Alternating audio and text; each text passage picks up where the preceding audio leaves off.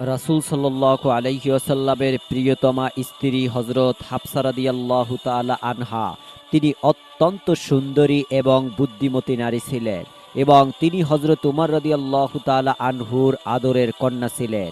তাই পিতার মতো তিনি অত্যন্ত রাগী স্বভাবের মানুষ ছিলেন। এমনকি রাসূলুল্লাহ সাল্লাল্লাহু আলাইহি সাল্লামের স্ত্রীগণের মধ্যে তিনি ছিলেন সবচেয়ে গরম মেজাজের। একটু এদিক সেদিক হলেই তিনি রেগে আগুন হয়ে যেতেন। উহুদ যুদ্ধের পর হযরত হাফসা রাদিয়াল্লাহু তাআলা আনহার প্রথম স্বামী হুসাইন ইবনে হুযায়ফা রাদিয়াল্লাহু তাআলা আনহু ইন্তিকাল করেন। অল্প বয়সে স্বামীহারা হয়ে তিনি দুই চোখে অন্ধকার দেখতে লাগলেন। অবশেষে নিরুপায় হয়ে বাবার বাড়িতে এসে আশ্রয় নিলেন। কিন্তু এখানে এসেও তিনি মনে শান্তি পাচ্ছিলেন না। বারবার মনে পড়ছিল প্রিয় স্বামীর কথা, তার হাসি, তার খুনসুটি এবং তার ভালোবাসার প্রতিটি মুহূর্ত সব কিছু তাকে পাগল বানিয়ে দিচ্ছিল। তাই একাকী চুপটি মেরে বসে চোখের পানি ফেলতে লাগলেন। হযরত উমর রাদিয়াল্লাহু তাআলা আনহুর আদরের কন্যার এই অবস্থা দেখে সান্ত্বনা দিয়ে বললেন, হাফসা, তুমি তো আমার কলিজার টুকরা মেয়ে, তুমি এমন করলে আমি জীবিত থেকেই মরে যাব। তুমি একটু সবর করার চেষ্টা করো, এটা আল্লাহর বিধান। এই বিধান সবাইকে মেনে নিতে হবে, এমনকি তোমাকেও মেনে নিতে হবে। নিশ্চয়ই আল্লাহ তাআলা তোমাকে এর চেয়ে অধিক উত্তম জীবন সঙ্গিনী মিলিয়ে দিবেন। তিনি তোমাকে এমন প্রতিদান দিবেন যে তুমি সম্পূর্ণরূপে খুশি হয়ে যাবে। কিন্তু কে শুনে কার কথা?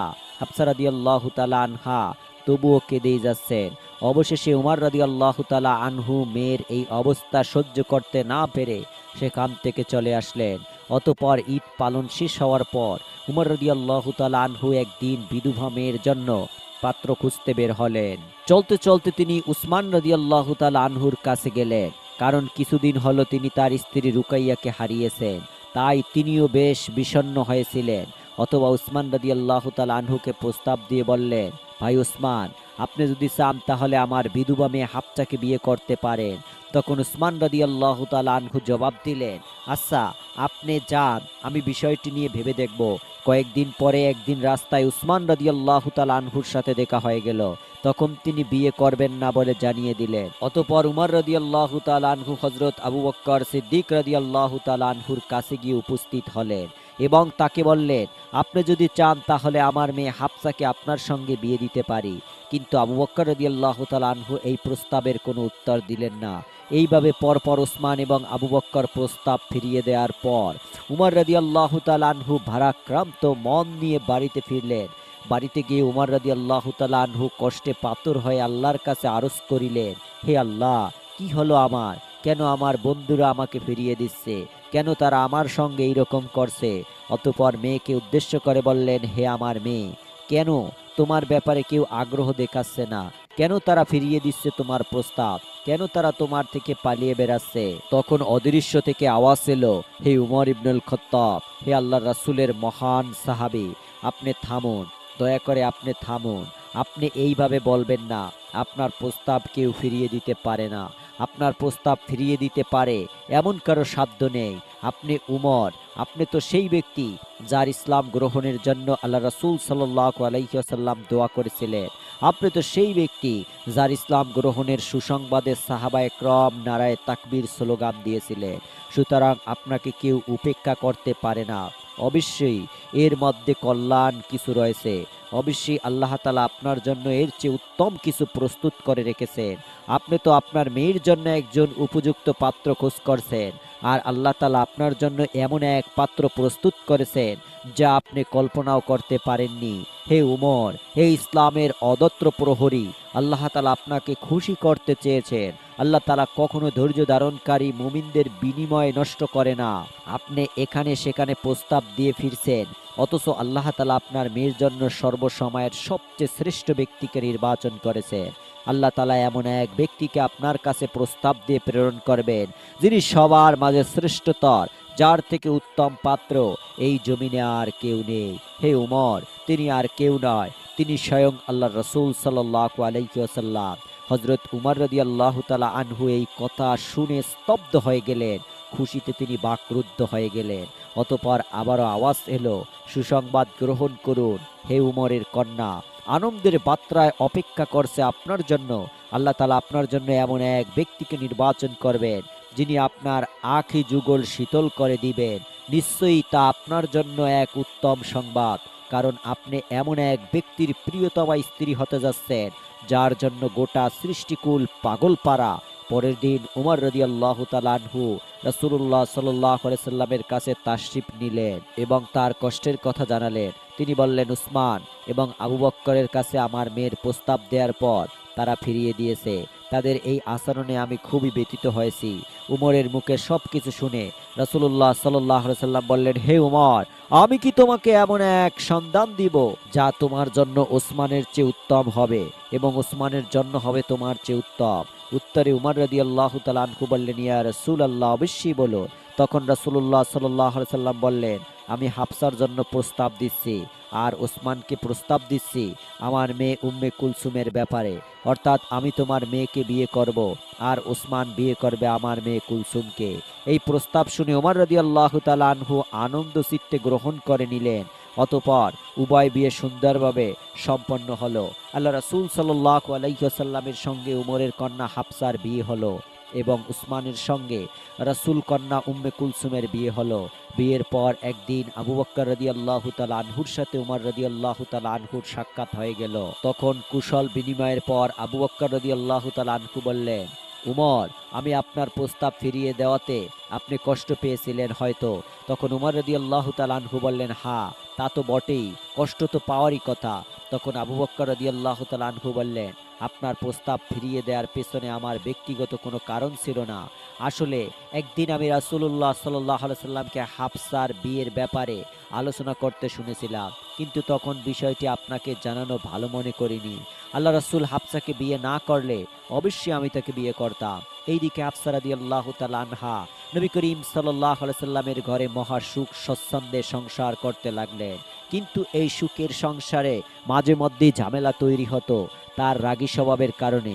কিন্তু রাসূলুল্লাহ সাল্লাল্লাহু আলাইহি সাল্লাম তার প্রতি কোনো ধরনের কঠিন আচরণ করতেন না, কারণ রাগী মেয়েদের আচরণ মাঝে মধ্যে কঠিন হলেও তাদের ভালোবাসা প্রচণ্ড গভীর হয়। একদিন হযরত উমর রাদিয়াল্লাহু তাআলা আনহু তার নিজের বাড়িতে কি এক বিষয় নিয়ে গভীরভাবে চিন্তামগ্ন ছিলেন। তখন তার স্ত্রী এসে বললেন, কি ভাবছেন এত? হযরত উমর রাদিয়াল্লাহু তাআলা আনহু বললেন, এটা নিয়ে তোমাকে এত ভাবতে হবে না। তখন স্ত্রী বললেন, আমার কথা আপনার ভালো লাগছে না, তাই তো হাফসাকে গিয়ে দেখুন রাসূলুল্লাহ সাল্লাল্লাহু আলাইহি সাল্লামের সাথে সে কেমন কথা কাটাকাটি করে। এটা শুনে উমর রাদিয়াল্লাহু তাআলা আনহু হাফসার ঘরে গিয়ে উপস্থিত হলেন এবং জিজ্ঞাসা করলেন, তুমি নাকি রাসূলের সঙ্গে তর্ক বিতর্ক করো? তখন হাফসা রাদিয়াল্লাহু তাআলা আনহা জবাব দিলেন, এইরকম তো কখনো কখনো হয়েই যায়। তখন উমর রাদিয়াল্লাহু তাআলা আনহু বললেন, সাবধান, আর কখনো এমন করবে না। আর তুমি এই কথা কখনোই ভাববে না যে রাসূলুল্লাহ সাল্লাল্লাহু আলাইহি সাল্লাম তোমার রূপে মুগ্ধ, বরং সর্ব অবস্থায় তার ইচ্ছা এবং সন্তুষ্টকে মেনে নিবে। আরও একদিন উমর রাদিয়াল্লাহু তাআলা আনহু হাফসার বাড়িতে এসে দেখলেন তার আদরের কন্যা রাসূলুল্লাহ সাল্লাল্লাহু আলাইহি সাল্লামের সাথে তর্ক বিতর্ক করছে।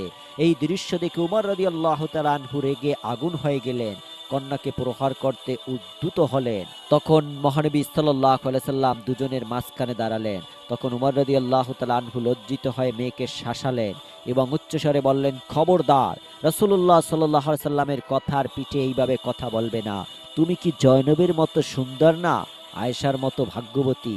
এই বলে উমর রাদিয়াল্লাহু তাআলা আনহু সেখান থেকে চলে গেলেন।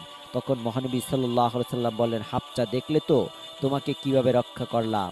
একদিন নবী করিম সাল্লাল্লাহু আলাইহি সাল্লাম আম্মাজান হাফসা রাদিয়াল্লাহু তাআলা আনহার ঘরে আসলেন, কিন্তু হাফসা রাদিয়াল্লাহু তাআলা আনহা তখন ঘরে ছিলেন না, কোনো এক প্রয়োজনে তিনি বাহিরে ছিলেন। তাই আল্লাহ রাসূল সাল্লাল্লাহু আলাইহি সাল্লাম একাকিত্ব এবং নিঃসঙ্গতা দূর করার জন্য উম্মুল মুমিনিন মারিয়া রাদিয়াল্লাহু তাআলা আনহাকে তার কাছে ডেকে আনলেন। অতঃপর হাফসার বিছানায় বসে রাসূলুল্লাহ সাল্লাল্লাহু আলাইহি সাল্লাম মারিয়া কিপ্তিয়ার সঙ্গে কিছুটা একান্ত সময় কাটান, তার শখে খুনসুটি করেন। এমন সময় হাফসা রাদিয়াল্লাহু তাআলা আনহা ঘরে এসে তার বিছানায় মারিয়া কিপ্তিকে দেখে মারাত্মক রেগে গেলেন। স্ত্রী হিসাবে তিনি নবী করিম সাল্লাল্লাহু আলাইহি সাল্লামের সঙ্গে অভিমান করলেন এবং রাগের মাথায় অনেক তিক্ত কথাও বলে ফেললেন। স্ত্রী রেগে যাওয়ায় নবী করিম সাল্লাল্লাহু আলাইহি সাল্লাম তার অভিমান ভাঙাতে আদরের কণ্ঠে বললেন, হে হাফসা, আল্লাহর কসম, তুমি চাইলে আমি মারিয়া কিপ্তিয়ার সঙ্গে আর কখনো মিলিত হব না, তবু আমি তোমার হাসি মুখ দেখতে চাই। তখন হাফসা রাদিয়াল্লাহু তাআলা আনহু বললেন, হ্যাঁ, তাহলে তাই হোক, আপনি আর কখনো মারিয়াকে কাছে আসতে দিবেন না। তখন নবী করিম সাল্লাল্লাহু আলাইহি ওয়াসাল্লাম বললেন, আরেকটা কথা, আমাদের এই চুক্তির ব্যাপারটা যেন আর কেউ না জানে। কিন্তু কথায় আছে, মেয়েরা সব কিছু পারলেও কথা হজম করতে পারে না। তাই কিছুদিন না যেতেই হাফসা রাদিয়াল্লাহু তাআলা আনহা আয়েশার কাছে তা প্রকাশ করে দিলেন। এইদিকে হযরত জিবরাইল আলাইহিস সালাম নবীজির কাছে তাহারিমের আয়াত নিয়ে অবতরণ করে বললেন, হে নবী, আল্লাহ তাআলা আপনার জন্য যা হালাল করেছেন, স্ত্রীদের সন্তুষ্টির জন্য আপনি কেন তা হারাম করেছেন? আল্লাহ তাআলা আপনার এই ত্রুটি ক্ষমা করে দিয়েছেন। আল্লাহ তাআলা আপনার এই ত্রুটি ক্ষমা করে দিয়েছেন, কেননা আল্লাহ তাআলা ক্ষমাশীল এবং পরম দয়ালু। আল্লাহ তাআলা আপনাদের জন্য কসম থেকে অব্যাহত লাভের উপায় নির্ধারণ করে দিয়েছেন। আর আপনি আপনার স্ত্রীকে যে বিষয়টি গোপন রাখতে নির্দেশ দিয়েছিলেন, সে তো তা গোপন রাখতে পারেনি, সে তার প্রকাশ করে দিয়েছে। ওহী নাজিল হওয়ার পর নবী করিম সাল্লাল্লাহু আলাইহি সাল্লাম হাফসার কাছে গিয়ে বললেন, আমি তোমাকে একটা সামান্য বিষয় গোপন রাখতে অনুরোধ করেছিলাম, কিন্তু স্ত্রী হিসাবে তুমি সেটা করতে পারোনি। আমি তোমার কাছে এমনটা আশা করিনি। তখন হাফসা রাদিয়াল্লাহু তাআলা আনহা বললেন, আপনাকে এই খবর কে জানিয়েছে? তখন রাসূলুল্লাহ সাল্লাল্লাহু আলাইহি সাল্লাম বললেন, তিনি সব কিছু জানেন, সব কিছু খবর রাখেন, তিনি আমাকে জানিয়েছেন। যদি তুমি এবং আয়েশা আল্লাহর কাছে তওবা করো, তাহলে তোমাদের জন্য ভালো, কেননা তোমাদের অন্তর নবীর ইচ্ছার বিরুদ্ধে ঝুঁকে পড়েছে। আর যদি নবীর বিরুদ্ধে একে অপরকে সাহায্য করো, তাহলে জেনে রাখো, নবীর বন্ধু হলেন আল্লাহ, জিবরাইল আলাইহিস সালাম এবং সৎকর্মশীল মুমিনরাও তদ্রূপী ফেরেশতা তার সাহায্যকারী। অতঃপর রাসূলুল্লাহ সাল্লাল্লাহু আলাইহি সাল্লাম কসমের কাফফারা আদায় করলেন এবং মারিয়া কিপ্তিয়ার সঙ্গে পূর্বের অবস্থায় ফিরে আসেন। আরও একটি বর্ণনা অনুযায়ী একদিন আসরের পরে নবী করিম সাল্লাল্লাহু আলাইহি সাল্লাম জয়নবের ঘরে একটু বেশি সময় অবস্থান করেন। এইদিকে আয়েশা রাদিয়াল্লাহু তাআলা আনহা এই বিষয়টিকে সহজভাবে মেনে নিলেন না। তিনি ঈর্ষান্বিত হলেন। তিনি একজন গোয়েন্দা লাগিয়ে বিলম্বের কারণে জানতে চেষ্টা করলেন। অতঃপর গোয়েন্দা এসে সংবাদ দিল, কোনো এক মহিলা হাদিয়া হিসাবে জয়নবের কাছে কিছু মধু পাঠিয়েছে। এই মধু জয়নব নবীজিকে পান করাতে দিয়েছিলেন, আর নবীজি প্রিয় খাবার পেয়ে সেখানে একটু বেশি সময় কাটিয়েছেন। তাই আয়েশা রাদিয়াল্লাহু তাআলা আনহা মনে মনে ঠিক করলেন, এর একটা বিহিত করতেই হবে। অতঃপর তিনি হাফসাকে বললেন, জানো হাফসা, একটা বিষয় কিছুদিন ধরে খেয়াল করছি।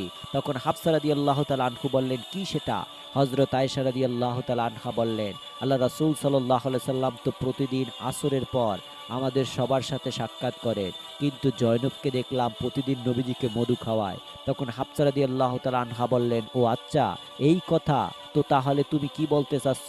তখন আয়েশা রাদিয়াল্লাহু তাআলা আনহা বললেন, আমরা একটা কাজ করব, যাতে নবীজি আর জয়নবের কাছে গিয়ে মধু না খায়। তখন হাফসা রাদিয়াল্লাহু তাআলা আনহু বললেন, কিন্তু কিভাবে? আল্লাহ রাসূল তো মধু পছন্দ করেন, তাছাড়া তুমি এমন কি করবে যে তিনি আর মধু খাবেন না? তখন আয়েশা রাদিয়াল্লাহু তাআলা আনহা হাফসাকে বললেন, যখন নবী করিম সাল্লাল্লাহু আলাইহি সাল্লাম তোমার কাছে আসবেন, তখন তুমি বলবে যে আপনার মুখে তো মাগাফিরের গন্ধ, আর কিছুই তোমাকে করতে হবে না। পরের দিন নবী করিম সাল্লাল্লাহু আলাইহি সাল্লাম জয়নবের ঘরে মধু পান করে সাফিয়ার ঘরে আগমন করলেন। আসলে সাফিয়ার সাথেও কথা বলেছিলেন আয়েশা রাদিয়াল্লাহু তাআলা আনহা, তাই তিনিও অপেক্ষায় ছিলেন। তাই তিনি নবীজিকে বললেন, ইয়া রাসূলুল্লাহ, আপনি কি মাগাফির খেয়েছেন? কেমন যেন মাগাফিরের গন্ধ পাচ্ছি। তখন রাসূলুল্লাহ সাল্লাল্লাহু আলাইহি সাল্লাম বললেন, কই না তো, তবে একটু আগে জয়নবের কাছে মধু খেয়ে এসেছি, সেটার গন্ধ তো এমন হবার কথা নয়। আচ্ছা, আমি দেখছি ব্যাপারটা। অতঃপর নবী করিম সাল্লাল্লাহু আলাইহি সাল্লাম হাফসার কাছে আসা মাত্রই তিনি নাক ছিটকিয়ে বললেন, সি সি, আপনি কোথা থেকে কি খেয়ে এসেছেন? আপনার মুখ থেকে তো মাগাফিরের গন্ধ আসছে। আসলে মাগাফির এক প্রকার নেশা জাতীয় ফল ছিল, তাই নবীজি মনে করেন হয়তো তিনি মাগাফির ফুলের মধু পান করেছেন। তখন নবী করিম সাল্লাল্লাহু আলাইহি সাল্লাম বললেন, এখন থেকে আমার জন্য মধু পান করা হারাম, আর জীবনে কখনো মধু পান করব না। অতঃপর তিনি হাফসাকে বললেন, আমার জন্য মধু হারাম করার কথাটি কারো কাছে প্রকাশ করবে না, কারণ জয়নব বিষয়টি জানতে পারলে মনে অনেক কষ্ট পাবে। কিন্তু হাফসা রাদিয়াল্লাহু তাআলা আনহা নির্দেশ মান্য করতে পারেননি। তিনি হযরত আয়েশা রাদিয়াল্লাহু তাআলা আনহার কাছে বিষয়টি প্রকাশ করে দিলেন। তখন আল্লাহ তাআলা জিবরাইল আলাইহিস সালামের মাধ্যমে তাহারিমের আয়াতটি নাজিল করলেন, সবকিছু জানিয়ে দিলেন। যাই হোক, হাফসা রাদিয়াল্লাহু তাআলা আনহার এই আচরণে নবী করিম সাল্লাল্লাহু আলাইহি ওয়াসাল্লাম অত্যন্ত কষ্ট পান। এমনকি এই ঘটনার জেরে নবী করিম সাল্লাল্লাহু আলাইহি সাল্লাম হাফসাকে তালাক দিয়ে দেন, এক তালাক দেন। তালাক পেয়ে হাফসা রাদিয়াল্লাহু তাআলা আনহা বাড়িতে বসে পড়লেন। তিনি কি করবেন ভেবে পাচ্ছিলেন না। এইদিকে মেয়ের তালাকের খবর যখন উমর রাদিয়াল্লাহু তাআলা আনহুর কাছে আসলো, তখন তিনিও হতভম্ব হয়ে গেলেন। তিনি হতাশ হয়ে বললেন, হায়, উমরের বংশে এটা কি হয়ে গেল? আল্লাহ তাআলা কি উমর এবং তার মেয়ের পরিণতির কথা ভাবলেন না? অতঃপর উমর রাদিয়াল্লাহু তাআলা আনহু কন্যা হাফসার বাড়িতে দৌড়ে আসলেন। আদরের মেয়ের মলিন চেহারা দেখে তিনি তেমন কিছু বলতে পারছেন না। তাই তিনি নীরবে কিছুক্ষণ মেয়ের পাশে বসে থাকলেন। তিনি বুঝতে পারছিলেন না কিভাবে তাকে সান্ত্বনা দিবেন। শেষে তিনি মেয়েকে একটি কথাই বললেন, শোনো হাফসা, উমরের বংশে আল্লাহ তাআলা যদি কোনো কল্যাণ দেখে থাকেন, তাহলে আল্লাহ রাসূল সাল্লাল্লাহু আলাইহি সাল্লাম তোমাকে চূড়ান্তভাবে তালাক দিবেন না। উমরের এই কথা হাফসা রাদিয়াল্লাহু তাআলা আনহা কিছুটা হলেও আত্মবিশ্বাস ফিরে পেলেন। এইদিকে আল্লাহর ফেরেশতা জিবরাইল আলাইহিস সালাম নবীজির কাছে আগমন করলেন এবং সুপারিশ করে বললেন, ভাই মুহাম্মদ, আপনি এইরকম করবেন না। হাফসা রাগী স্বভাবের হলেও তিনি অত্যন্ত নেককারজনক। তিনি রোজা পালন করেন আর রাত জেগে আল্লাহর ইবাদত করেন। এমনকি জান্নাতেও তিনি আপনার স্ত্রী হবেন, তাই তাকে তালাক দিবেন না। অতঃপর নবী করিম সাল্লাল্লাহু আলাইহি সাল্লাম আবারও হাফসাকে স্ত্রী হিসেবে গ্রহণ করে নিলেন। আসলে কতই না ভাগ্যবান ছিলেন এই নারী, যার জন্য সাক্ষাৎ জিবরাইল আলাইহিস সালাম দুনিয়াতে আগমন করে সুপারিশ করেছিলেন। আরও একদিন হযরত হাফসা রাদিয়াল্লাহু তাআলা আনহু এবং অন্যান্য নবীপত্নীগণ একজোট হয়ে রাসূলুল্লাহ সাল্লাল্লাহু আলাইহি সাল্লামের কাছে আবেদন করলেন, হে আল্লাহর রাসূল, আল্লাহ তাআলা এখন আপনার হাতে গনিমতের অনেক মাল দিয়েছেন, তাই এখান থেকে আমাদের ভরণপোষণ বাড়িয়ে দিতে হবে। এই আবেদনে রাসূলুল্লাহ সাল্লাল্লাহু আলাইহি সাল্লাম অত্যন্ত ব্যথিত হলেন, কারণ নবীপত্নীগণ বিলাসী জীবন যাপন করবেন এটা তিনি কল্পনাও করতে পারছিলেন না। তাই নবী করিম সাল্লাল্লাহু আলাইহি সাল্লাম ১ মাস স্ত্রী সঙ্গ থেকে দূরে থাকার সিদ্ধান্ত নিলেন এবং আলাদা একটি ঘরে তিনি একা বসবাস করতে লাগলেন। এইদিকে মুনাফিকেরা মানুষের কাছে রটিয়ে দিল, রাসূলুল্লাহ সাল্লাল্লাহু আলাইহি সাল্লাম তার সকল স্ত্রীগণকে তালাক দিয়েছে। এই খবর শুনে উমর রাদিয়াল্লাহু তাআলা আনহু দৌড়ে নবীর কাছে গিয়ে বললেন, হে আল্লাহর হাবিব, আপনি কি আপনার পত্নীদেরকে তালাক দিয়েছেন? তখন নবী করিম সাল্লাল্লাহু আলাইহি সাল্লাম বললেন, না, আমি তাদেরকে তালাক দেইনি, তবে তাদেরকে এই অধিকার দিয়েছি যে তারা চাইলে চলে যেতে পারবে। এই কথা শুনে উমর রাদিয়াল্লাহু তাআলা আনহু মসজিদে গিয়ে উপস্থিত হয় সমস্ত মুসলমানদের উদ্দেশ্যে উচ্চ কণ্ঠে বললেন, আপনারা সবাই জেনে রাখুন, আল্লাহ রাসূল সাল্লাল্লাহু আলাইহি সাল্লাম তার স্ত্রীদেরকে তালাক দেননি। এই খবর শুনে সমস্ত মুসলমানগণ তাদের মনে স্বস্তি ফিরে পেলেন। এইদিকে হুর পুরুষের দাবিকে কেন্দ্র করে রাসূলুল্লাহ সাল্লাল্লাহু আলাইহি সাল্লামের সাথে হাফসা রাদিয়াল্লাহু তাআলা আনহার খানিকটা মনোমালিন্য তৈরি হয়। সমাধানের জন্য নবীজি হাফসাকে বললেন, আমার এবং তোমার মাঝে সমাধানের জন্য অপর একজনকে ডাকো। তখন হাফসা রাদিয়াল্লাহু তাআলা আনহা বললেন, তাহলে ডাকুন। তখন নবী করিম সাল্লাল্লাহু আলাইহি সাল্লাম বললেন, তোমার বাবাকে ডাকলে তো মন্দ হয় না, সুতরাং তোমার বাবাকে আসতে বলো। অতঃপর হাফসা রাদিয়াল্লাহু তাআলা আনহা বাবা উমরের কাছে সংবাদ পাঠালেন। উমর রাদিয়াল্লাহু তাআলা আনহু খবর পেয়ে হাফসার বাড়িতে চলে আসলেন। তখন নবী করিম সাল্লাল্লাহু আলাইহি সাল্লাম হাফসাকে বললেন, বলো, কি বলতে চাও, তোমার বাবাকে বলে ফেলো। তখন হাফসা রাদিয়াল্লাহু তাআলা আনহা রাগান্বিত হয়ে বললেন, হে আল্লাহর রাসূল, আপনি বরং বলুন, আপনি তো সত্য ছাড়া আর কিছুই বলেন না। আপনার কথা আক্রোশের আভাস পেয়ে উমর রাদিয়াল্লাহু তাআলা আনহু ভীষণ চটে গেলেন। সঙ্গে সঙ্গে হাত তুলে একটা চর বসিয়ে দিলেন মুখে। তখন রাসূলুল্লাহ সাল্লাল্লাহু আলাইহি সাল্লাম তাকে শান্ত করার চেষ্টা করলেন। অনেকটা নির্দেশের সুরেই নবীজি বললেন, উমর, অনেক হয়েছে, এবার থামো। কিন্তু উমরের মাথা রাগ সহজেই নামছে না। তিনি গজগজ করে মেয়েকে বললেন, এরে আল্লাহর শত্রু, নবীজি সর্বদাই সত্য বলেন, ওই সত্তার শপথ যিনি তাকে সত্য নবী হিসেবে প্রেরণ করেছেন, আজ রাসূল না থাকলে তোমাকে আমি মেরেই ফেলতাম। অতঃপর হাফসা সহ সমস্ত স্ত্রীগণ নবী করিম সাল্লাল্লাহু আলাইহি সাল্লামের কাছে এসে ক্ষমা প্রার্থনা করেন। তাদের কেউ নবীজিকে ছেড়ে যেতে রাজি হলেন না। তাই নবী করিম সাল্লাল্লাহু আলাইহি সাল্লাম তাদের সবাইকে ক্ষমা করে দিয়ে আপন করে নিলেন। তো দর্শক, আজ এ পর্যন্তই। ভালো থাকুন, সুস্থ থাকুন। আসসালামু আলাইকুম ওয়া রাহমাতুল্লাহি ওয়া বারাকাতুহু।